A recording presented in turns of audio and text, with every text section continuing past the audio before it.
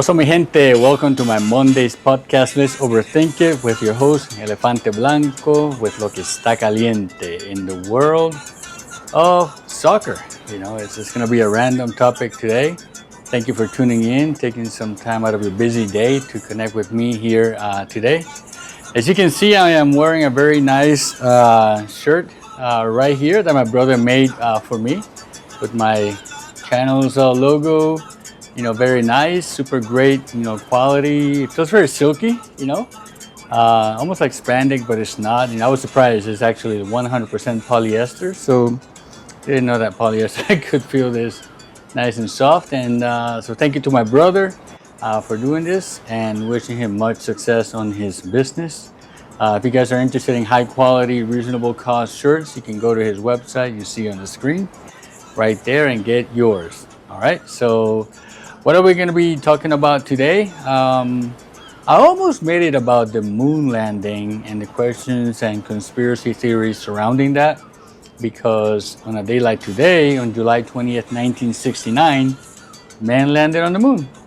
But I've always been a little bit skeptical, I had my doubts. I've been kind of like 50-50 on it. So I wanted to talk about that, but I also wanted to do a little bit more research, and I'm going to do that. I'm going to do a little bit more research and get back to you on that. And I'll tell you this though, if it's really true that we landed on the moon on that day, I want the next mission of Artemis in 2028, which is supposed to land on the moon, to land right next to the American flag they planted back in 1969, right? Am I asking for too much for that? So, all right, so let's get back on the topic. Actually, we're going to talk about three things today. Number one, what's the story behind Messi from Argentina holding baby Jamal from Spain in his arms years ago? Number two, are Argentinians Latinos? And number three, who should I root for, Argentina or Spain, for the World Cup final? All right. So before we jump to the topic, let's start with a joke first, like we always do. And since we're on that theme of football, football or soccer, I didn't even know where they came up with that word soccer, right? Maybe we need to do a little deep dive on that and overthink it on that one too, but let's make it a joke about that. Are you ready? Okay. Why didn't the dog want to play soccer? Because he was a boxer. That's a good one, right? Alrighty. So let's jump to the topics. What's the story behind Messi from Argentina holding baby Jamal from Spain on his arms years ago? Are Argentinians Latinos? And who should I root for Argentina or Spain? Let's start with that picture thing. So I think by now most of you have seen the picture of Argentinian soccer legend Lionel Messi with Spanish superstar Lamine Yamal in his arms when he was a baby. All right, most of you have seen that already. At first, I thought this can't be true. What the heck? Is this AI? This has got to be. It looked AI to me in the beginning. And it's not only one pic. There are actually several ones.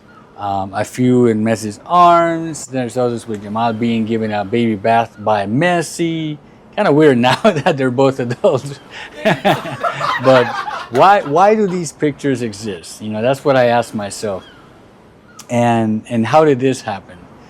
So, what is destiny telling us about being connected too? So we really are, I think, in this world connected. And that's something that people who know me know, that I'm always saying that, oh, wow, we're connected. I was thinking about calling you, or even with my mom, she's like, thinking in that moment about something in particular about me, and then all of a sudden I call her and she's telling me right now I was actually thinking about you, and I was looking exactly at that, and I was, it's just like amazing. And I think that we are connected in this world, whatever it may be, telepathy or spirituality, the universe, God. There is something to it. I think there's a purpose behind it.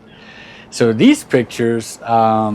The one with Messi and Jamal were taken back in 2007 in what some people are calling it like the baptism of the goat to the future possible goat.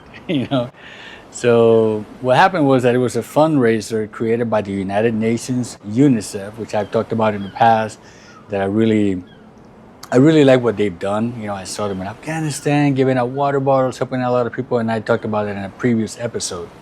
So they were raising money for poor people, the UNICEF, by having soccer players take pictures with babies.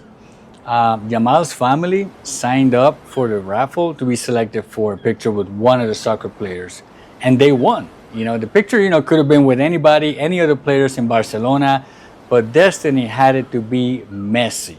Can you believe that? So check this out. Messi was 19 at the time of the photo shoot. And he was very nervous.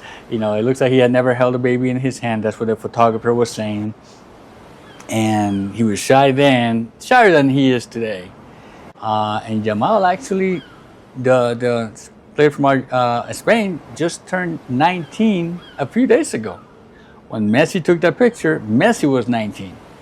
So what's also pretty cool is Jamal's birthday is on July 13th. And the next day, on the 14th, Jamal beat France and ended up on the World Cup final. I mean, what a pretty nice birthday gift, to be able to do that. The photographer who took the shot, his name is Mr. Joan Montfort. He said this. Let me go ahead and check it out. He said, I've never been religious, but I'm starting to believe that there's something greater than us out there. I don't know what it is or where it comes from, but there has to be something because the way things are falling into place is unexplainable and magical. And to think that they're going to line up in a World Cup final, one at 39 and the other age 19, really is the cherry on the top. Isn't this story so cool and unbelievable at the same time? So, pay attention to the cues out there, I would say, of connectedness, because in the future, they may not be a coincidence,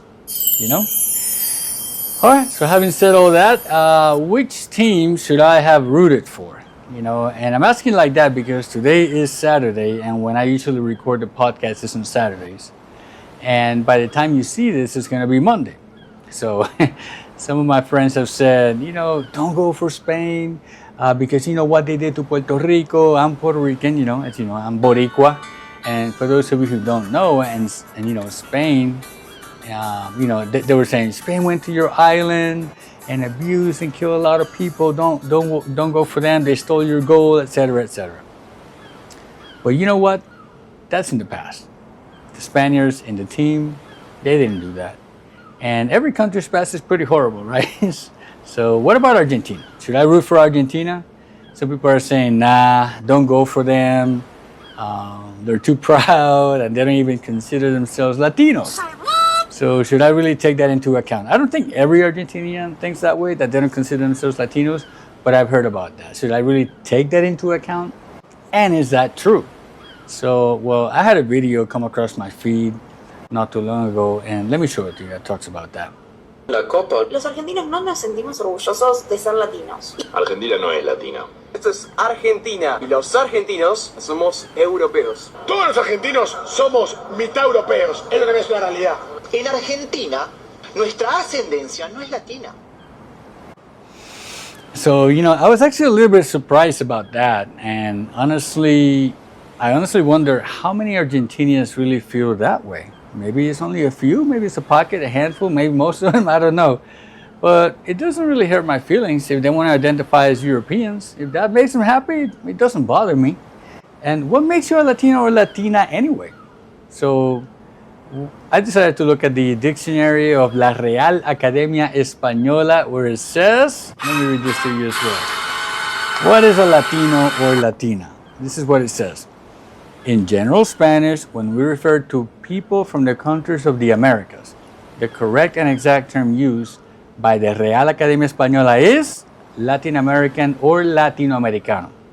That includes all inhabitants of the American continent who speak Spanish, Portuguese, or French, regardless of where their ancestors are from. Also, those countries who were colonized by Spain, Portugal, or France. And Argentina was colonized in the 1500s by Spain. So, there you go. So, what do you all think? You know, is this really that important? Should I root for Argentina or not because some of them don't affiliate with the Latin culture? I don't know. I'll tell you at the end of the podcast of my decision on that.